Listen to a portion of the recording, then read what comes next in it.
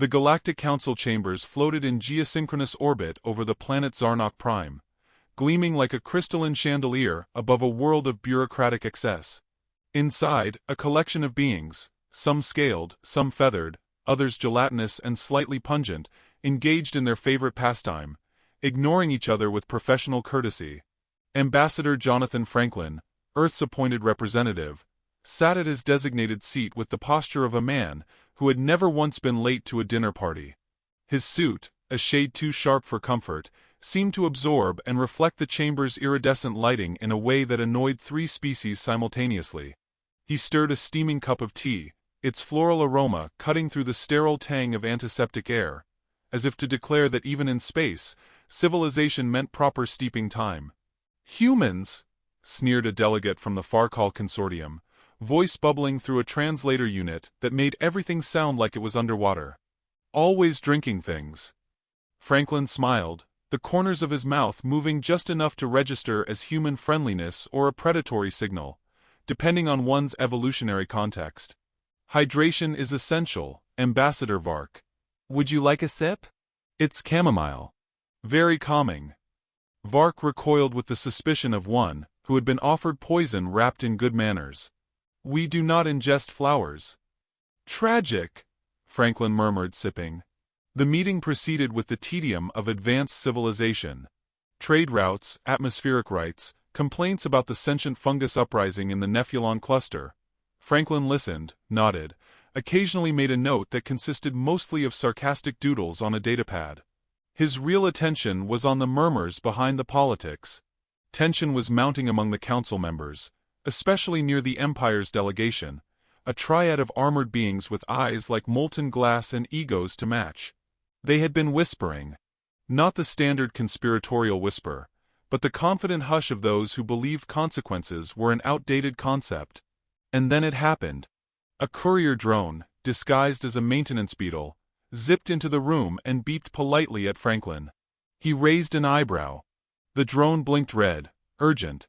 He tapped it once.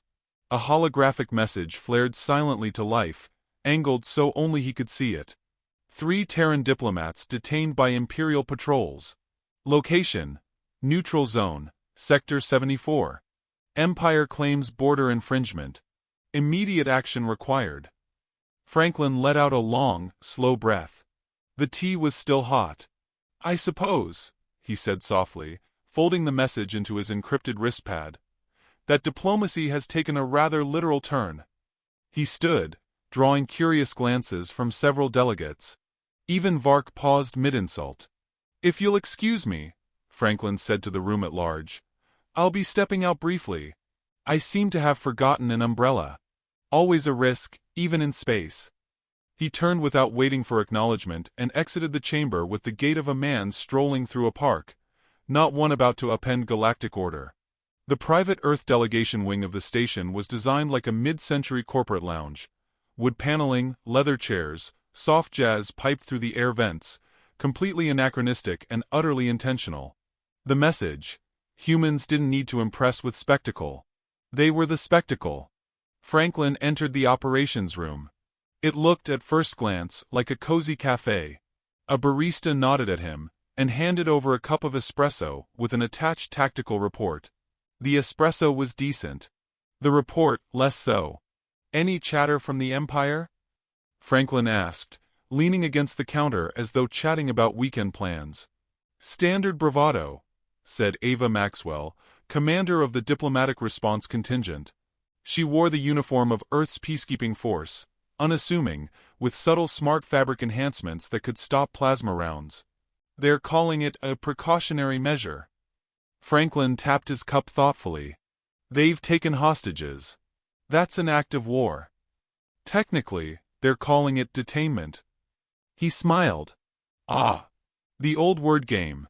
How charming. And where are our lovely detained colleagues now?" Maxwell brought up a holomap, red points blinking in a lattice of systems. "Prison Facility Theta 4. Deep Empire territory." He studied the display. "Right. Then we'll need Theta 4 to cease existing." Maxwell didn't blink. "Orders. Prepare Fleet 6. Quietly. Launch within the hour. Target not the prison, but their communication relays. I want the Empire blind before they even realize we're annoyed. Consider it done. And Ava, he added, voice dropping a shade colder. No casualties if avoidable. We're still civilized. Of course, she said, smiling like a shark in a dress uniform. As Maxwell disappeared to relay orders, Franklin returned to his espresso. The barista was watching him. Something funny? Franklin asked. Just seems like a lot of fuss over a few people. Franklin chuckled. You misunderstand. It's not about the people. It's about the principle. You don't take from humans. Not even the polite ones. The next 2 hours were a ballet of bureaucracy and subterfuge. While the Galactic Council debated the appropriate term for interstellar taxes on gaseous anomalies, Earth's fleet mobilized under stealth protocols, drifting out from hidden orbital platforms like shadows stretching before dusk. At the edge of Zarnok Prime's gravitational field, Franklin stood aboard the command ship Eloquence. Its bridge was minimalist, polished steel and faint lighting, its walls covered in framed quotes from Earth's greatest minds, Sun Tzu, Lincoln, Wilde, and Beyoncé. He activated the comm system. A dozen Admiralty faces appeared, each framed by their own command centers. Ladies, gentlemen, non-binary and multi-bodied officers, he began. The Empire has made a mistake. They believe Earth's diplomacy is ornamental. They believe our peace is weakness. Today, we correct that misapprehension. His expression remained mild, voice even. Our goal is simple. Recover our people, incapacitate enemy communications, and remind the galaxy that humans, when provoked, are remarkably inefficient at staying provoked. We don't rage. We plan. Laughter scattered among the fleet. The kind that carried the weight of cold confidence. Execute Operation Omega Lovely. The fleet shimmered into faster-than-light trajectories.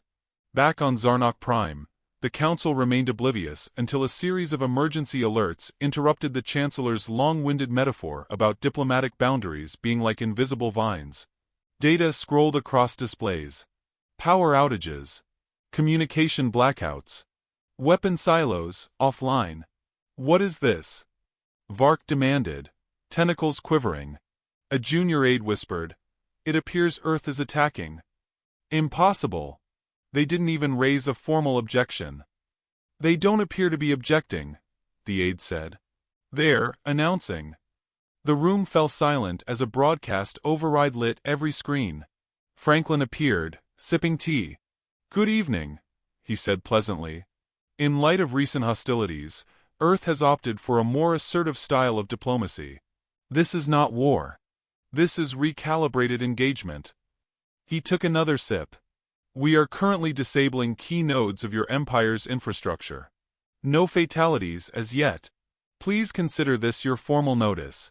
Return our diplomats. Apologize. Or I will start reading Earth poetry to your high command. Out loud. With emotional emphasis. The screen flicked off. For a moment, no one in the chamber moved. Then Vark said, What, are these humans? A delegate from the fungal collective murmured, I believe we invited them for their snacks. The Trask High Envoy, who had met Franklin personally, shook his scaled head. You gave a tiger a seat at the table, and were surprised when it smiled before pouncing. Far away, aboard the Eloquence, Franklin looked out at the stars, calm as ever. His tea had cooled slightly. He poured a fresh cup. The aroma drifted across the bridge. Behind him, someone asked, Do you think they'll surrender? He chuckled softly. Oh, they'll surrender. But not because they're afraid. Because they'll finally understand. He turned, eyes gleaming with polite malice. That Earth doesn't do war. We do overkill. With excellent manners. The news of Earth's sudden military action spread through the galaxy like wildfire igniting a dry forest. Unexpected, aggressive, and impossible to contain. For centuries, the Galactic Empire had held a reputation of absolute control, a monolithic force of calculated bureaucracy, backed by a fleet of staggering might. Earth, by contrast, was a latecomer, a curious oddity that had brought jokes, snacks, and far too many metaphors. No one had expected this, Escalation. Within the fortified hallways of the Imperial Strategic Command Nexus, panic wore a very professional mask. Reports arrived in conflicting bursts. A surveillance station gone dark, an AI network caught in recursive failure, a refueling hub mysteriously hacked into playing nothing but Earth's national anthems at random. Nobody had died. And yet it was chaos.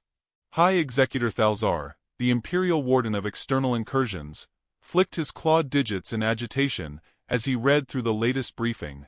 The humans had crippled 3 border posts, rerouted Imperial logistics, and jammed internal communications across 6 sectors.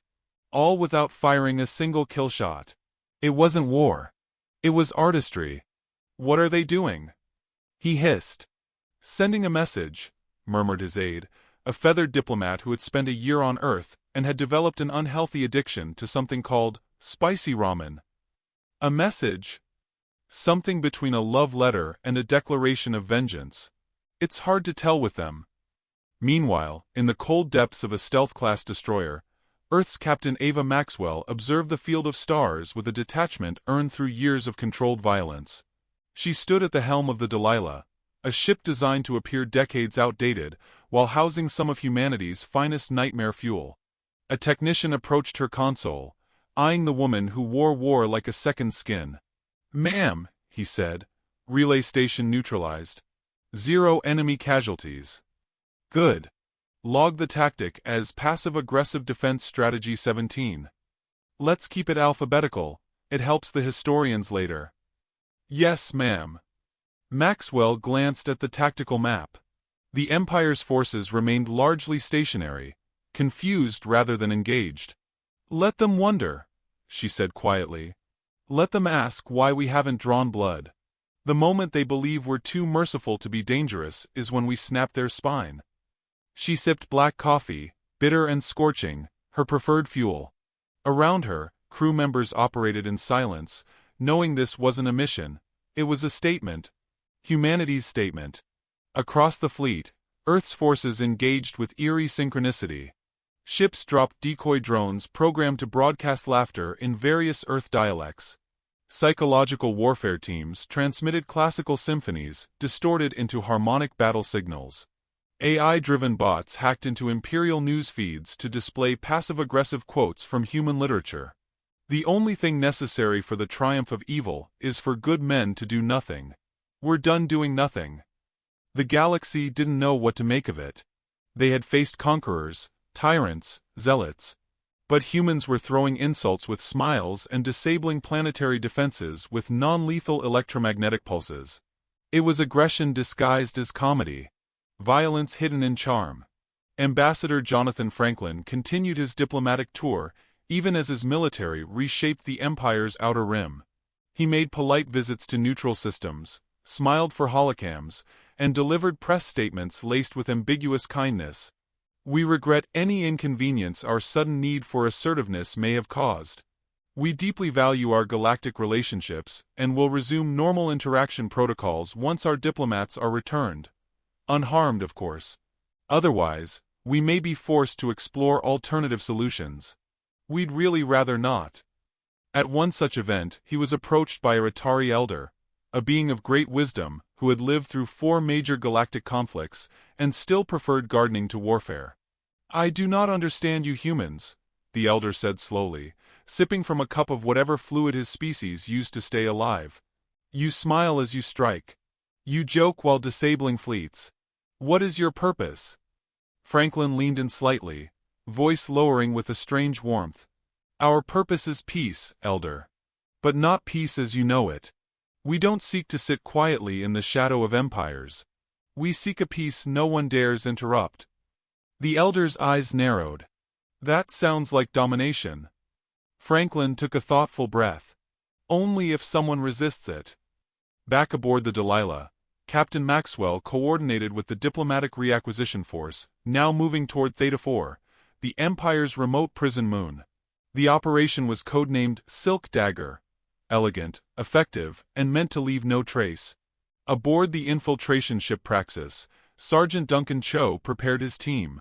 Cho was infamous within human military circles not only for his lethal precision, but for his dark sense of humor and a fondness for psychological mischief. As he loaded non-lethal disruptors and hacking tools, he adjusted a patch on his armor. A cartoon raccoon with sunglasses holding a detonator. "All right," Cho said to his squad. "We go in silent, we leave louder than an X breaking into your voicemail. Priority is the diplomats. If anyone asks who we are, smile and offer them a business card." One of his teammates snorted. "We have business cards?" "Yup," says Earth's last straw. Theta 4 never saw them coming. The Empire's guards were well-trained but complacent. The idea of a stealth operation reaching this deep into Imperial territory was laughable, until the security doors melted like butter under controlled plasma fuses, and Cho's team slipped through the corridors like ghosts. The diplomats were found in separate cells. 2 were mildly bruised but coherent. The third sat cross-legged, meditating. She opened one eye as Cho entered. "Took you long enough," she said. Cho grinned. "Sorry, traffic was murder." She stood, stretching with the grace of a martial artist. "Did Franklin get the reaction he wanted?" Cho raised an eyebrow. "Wait, you knew?" "I was part of the setup. They thought they captured me. I thought they needed a better class of prison. Honestly, I've stayed in hotel rooms with worse hospitality." Cho radioed the all-clear. Within 20 minutes, the team vanished into hyperspace, taking the diplomats and every shred of digital intel they could carry. The Empire wouldn't even realize the breach until 3 hours later, when their own surveillance network displayed footage of Imperial officers being offered tea by a grinning human commando. In the Galactic Council, panic erupted. Not just because of the rescue, but because of what it implied. This had all been a plan. The arrest, the retaliation, the response time, it was too clean. Too perfect. A panicked advisor whispered into Vark's ear. "They baited us. The humans wanted this to happen. They played us like a theatrical farce." Vark slammed a tentacle on the table. "We need to retaliate." "With what?" Another delegate snapped. "They haven't even drawn blood. They're dismantling us without violating a single council edict." A new message arrived then. Broadcast, uncoded, with a timestamp exactly 12 minutes ahead of schedule. It was Franklin. "My dear colleagues," he began, folding his hands in that disarmingly formal way, "we are now in possession of our diplomats, who, might I add, have been treated with less respect than one would offer a hotel towel. Nonetheless, we are grateful for their return." He paused. His smile never wavered. "We understand this has caused discomfort. Please know we have no interest in galactic destabilization. Unless provoked. In which case, we are exceptionally interested." He gave a small nod. "Consider this matter temporarily resolved. For the sake of propriety, we shall cease active engagements, for now. But I suggest you remember something very important." His eyes seemed to darken slightly. "We are a species that built weapons before we mastered diplomacy. We learned to smile while losing. We turned sarcasm into a language. And we really don't like being disrespected." The screen went dark. Vark turned slowly to the Atari elder, who had watched the message with unreadable calm. "They're monsters," Vark whispered. "Polite, well-dressed, tea-drinking monsters." The elder gave a low hum. "No. They're humans. And you poked them." In the orbit above the neutral system of Farron's Reach, Earth's fleet remained in formation, silent, organized, watching. They had done what they came to do, made a statement. Captain Maxwell received the final status report. All units accounted for. All objectives completed. No casualties. "Orders, ma'am?" her XO asked. Maxwell glanced toward the stars, then at the display showing a blinking Imperial distress signal. "Hold position. Let them sweat a while. And someone cue up that Earth opera playlist. If they're going to fear us, let them do it to the sound of tragic tenors." As the first notes echoed through space, the message was clear. Earth was here. And it was done pretending to be harmless.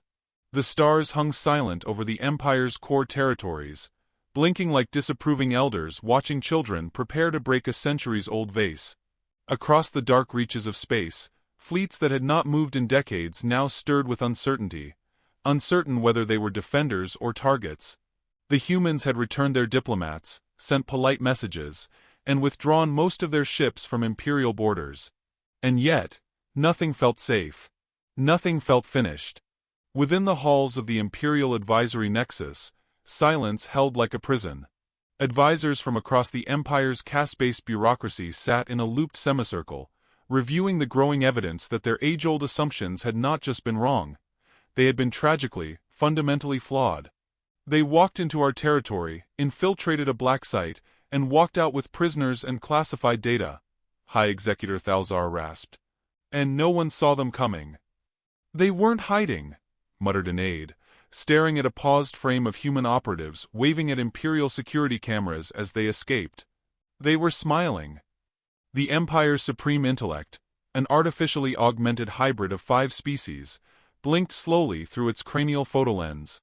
It is no longer a question of whether the humans are dangerous, it said, its voice harmonizing between male, female, and machine.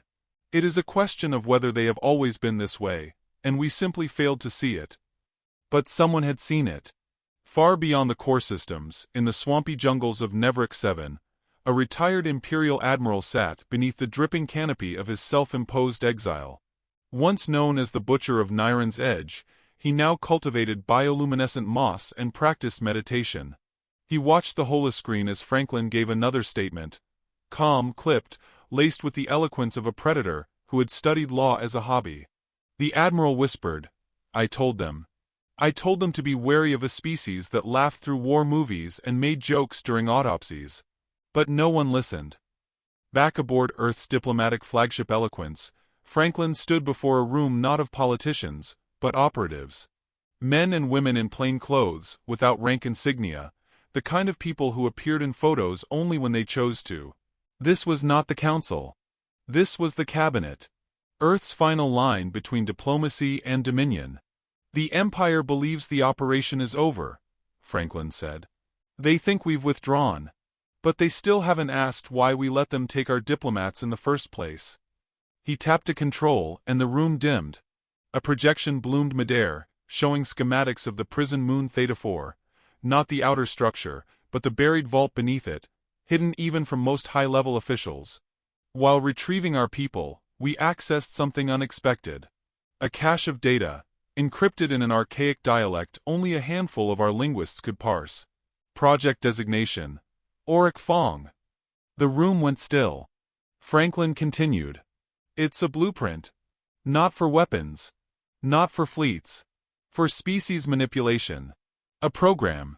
An algorithm designed to assess and alter the genetic trajectory of developing civilizations. The Empire has been tampering. You're suggesting, Maxwell said from the shadows, that they've been engineering other races? Not all, Franklin replied. Only the ones they thought might someday threaten them. Including us. A long silence followed. Then someone in the back asked, Are we sure? Franklin's voice lowered. One of the recovered diplomats was a geneticist. She confirmed it. Our early genome shows signs of external alteration, failsafes, self-limiting sequences, evolutionary stutters. He let that hang in the air. They tried to hobble us at the starting line. And we beat them anyway. The cabinet didn't applaud. There was no cheer. Just a quiet understanding that Earth had been part of a rigged game since its birth, and had still become a wild card. We're activating the second phase of Omega Lovely, Franklin said, walking to a new console.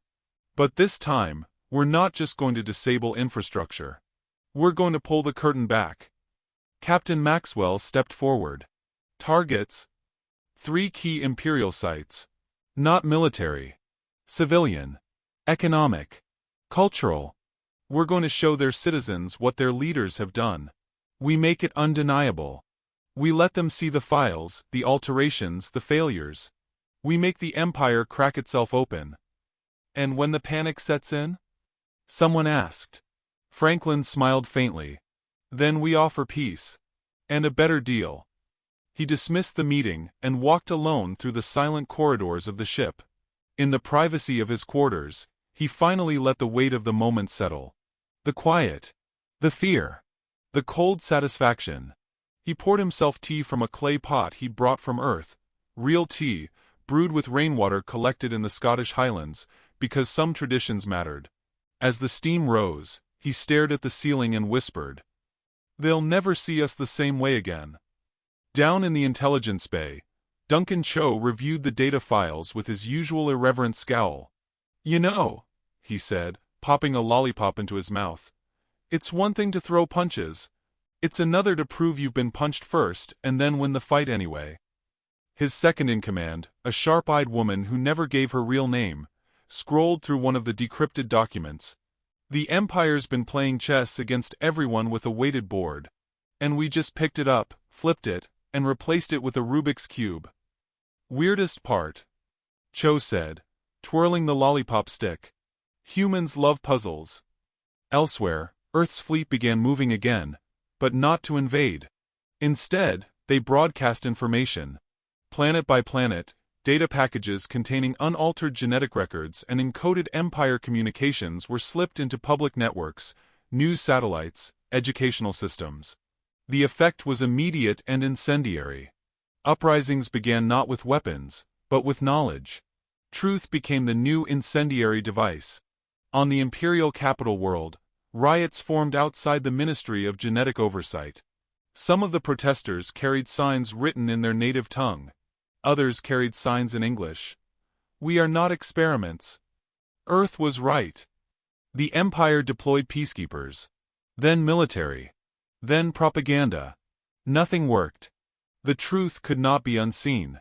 In the council chambers, alien delegates argued like drowning men grasping for breath. The humans weren't just retaliating. They were unmaking centuries of manipulated trust. Franklin's broadcasts continued, now directly addressing alien citizens, not governments. "We are not conquerors," he said in one such message. "We are not tyrants. But we have learned, the hard way, that survival in this galaxy requires more than hope. It requires memory. And now, you remember what they tried to do to you. To all of us." He paused, face calm. "Earth offers you the right to be angry. And the means to be free." In a dark chamber at the heart of the Empire, the Supreme Intellect held a final emergency meeting with the remaining Grand Lords. Its voice was slower now, more uncertain. "They have used truth as a weapon. Their restraint is not weakness, it is calculated discipline." "They will come for the throne," one of the lords spat. "No," the intellect said, eyes dimming. "They want us to fall from within. And we are." Franklin met with the reassembled human fleet at the edge of the Imperial system. His final plan was simple and devastating. Not a bombardment. Not a siege. A blockade. A polite, soft-voiced, iron-willed blockade. Any ship that passed would be scanned. Any data that left the system would be duplicated and added to the Galactic archive. Any aggressive movement would be met with non-lethal disabling strikes, always recorded, always broadcast. He left the Empire a choice: open its doors or watch its walls rot. Inside the command deck, Maxwell watched the simulation on a holomap. It was an elegant strategy, pure human. No bloodshed, maximum pressure. "Do you think they'll surrender?" she asked. Franklin didn't answer. Instead, he pulled out a datapad and played a sound file. A child's voice reciting the preamble to Earth's Declaration of Human Sovereignty. The room went still. "That's what they tried to erase," he said. "That clarity. That belief in our right to exist without interference." He turned to Maxwell, his voice sharper now. "This isn't about revenge. It's about removing the illusion that they are the architects of civilization. We're not their creation. We are the exception they feared would break the rules." A transmission came in. An Imperial fleet approaching the blockade. Fast. Armed. Desperate. "Orders?" Maxwell asked. Franklin nodded. "Let them see us. Let them choose." As the ships approached, Earth's fleet held position. Silent, gleaming, resolute. And then, without warning, the Imperial ships stopped.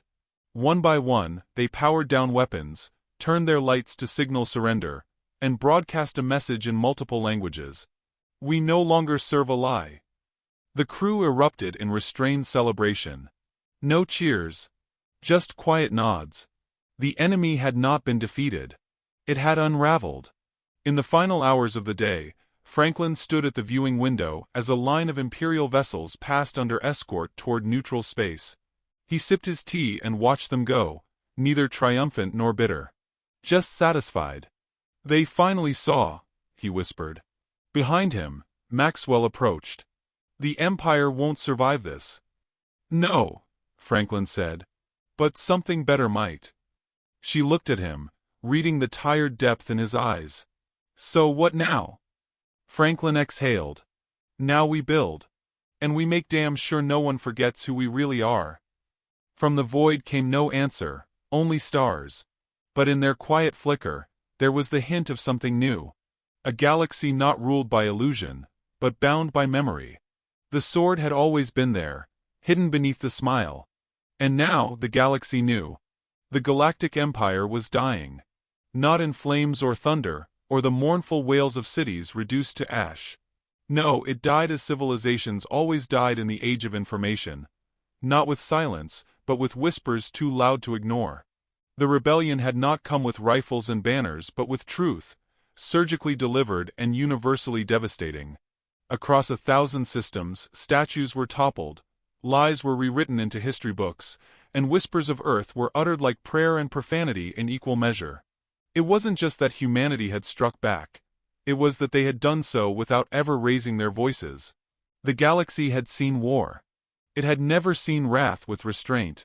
And now Earth had arrived at the heart of it all.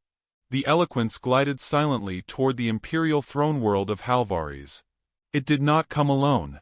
Human ships, sleek, patient, armed with weapons that hummed like lullabies and screamed like thunder, flanked it in perfect formation. Not a shot fired. Not a warning given. The blockade had held for 17 days. In that time, the Empire had issued 7 contradictory declarations, 2 staged broadcasts of unity, and 1 plea for negotiation. They had not realized that Earth was already negotiating, just not with words. Inside the Eloquence, Ambassador Jonathan Franklin stood alone before the observation panel. He looked tired. Not worn. Not weak.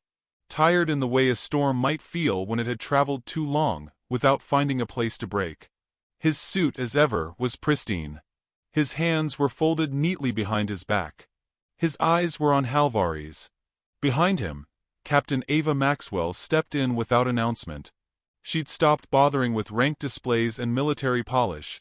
No one questioned her command anymore. Her eyes swept the room like she owned it. Technically, she probably did. They're calling for talks, she said. Finally. Franklin didn't move. Who? The remnants. A coalition of imperial lords, regional governors, a few corporate overlords pretending to care about freedom. They're not looking for peace. They're looking for terms. He nodded once. Then let's give them some. She arched an eyebrow. The council will want blood. Let them want, he said calmly. We never promised them revenge. Just results. He turned then slowly, and there it was, that smile. The one that should have been charming, but somehow made your spine wonder if it should be running. The diplomatic chamber on Halvares was a cathedral of arrogance. Carved from a single shard of obsidian glass, its walls bent light, distorting perception, reminding all who entered that they were lesser beings in the house of gods. That had worked once. Before the gods were exposed as bored old tyrants with good lighting. Franklin entered first, alone. Maxwell followed, 3 steps behind, like a knife in a sheath. The chamber was full, nearly 30 species represented, each more desperate than the last to appear in control. They stood, not because of tradition, but because none dared sit while Earth watched. The central figure, Lord High Regent Zaltor, stood in place of the vanished emperor. His ceremonial armor glimmered, but his voice was hollow. Ambassador Franklin, we welcome you. Of course you do, Franklin replied. You've finally run out of options. Gasps fluttered through the chamber. Zaltor stiffened. We come to seek peace. We brought peace, Franklin interrupted. You're here to beg for permission to keep it. A low snarl came from a Brennari general. You've crippled our fleets, dismantled our systems, broadcast your propaganda. Franklin didn't blink. We broadcast your records. You're angry that the truth came with subtitles. The general rose to his full height, looming like a war beast from a forgotten age. You think yourselves righteous? You brought war cloaked in smiles. Franklin walked forward, hands still behind his back. And you brought chains, cloaked in civilization. We offered diplomacy. You mistook it for weakness. You arrested our people. We responded. The Brennari snarled. You responded with overreach. Franklin's voice dropped. We responded with clarity. There was no outburst after that. Only the weight of his words hanging like a blade suspended by silk. Franklin turned slowly to face the assembly. Humanity did not rise in this galaxy by being the strongest, or the oldest, or even the smartest. We rose because we adapt. We learn. And when threatened, we unify in a way that terrifies our enemies. He gestured toward the viewport behind him. Earth's fleet hovered in perfect stillness, like statues of gods preparing to judge. You built your empire on fear and forgetting. We built our future on memory. You erased species. We archived their names. You thought we were soft because we smiled. That was your final mistake. The hall was silent. Some looked ashamed. Others, afraid. And one, an old Quarix matron, just nodded, as if confirming a long-held suspicion. Zaltor cleared his throat, his pride trying to gather itself. And what would you have us do? Accept the treaty. Step down. Disband the central authority. Return control to the systems you subjugated. We'll monitor reconstruction, ensure no retaliation. We're not here to rule. We're here to prevent another empire. And if we refuse? Maxwell finally stepped forward. Her voice was calm, her words like velvet soaked in steel. Then we end it. Not with weapons. With containment. We shut down every relay, jam every signal, isolate every node until your empire is a ghost. No trading, no travel, no communication. You'll starve on silence. Franklin added, we offer peace. Total peace. But only on the condition that you understand. It is peace at our discretion. Cross the line again, and you'll discover what happens when humanity stops smiling. The vote passed in 3 hours. Not because the delegates were convinced, but because they were afraid. Within the week, imperial banners were lowered. New provisional councils were installed. Earth's ambassadors, now legends in their own right, oversaw negotiations on 27 planets. Maxwell coordinated disarmament across the core systems. Franklin became something between a myth and a movement. But there was one final message to send. A week later, Franklin stood in the Grand Hall of Galactic Archives. The galaxy was watching. Every world, every colony, every corner where a screen could flicker.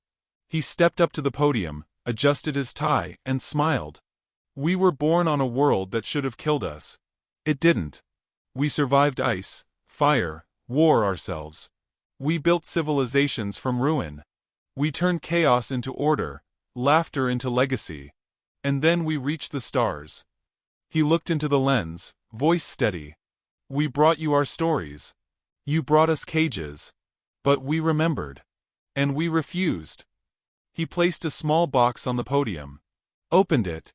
Inside, a chip containing every piece of evidence uncovered in the Empire's vaults.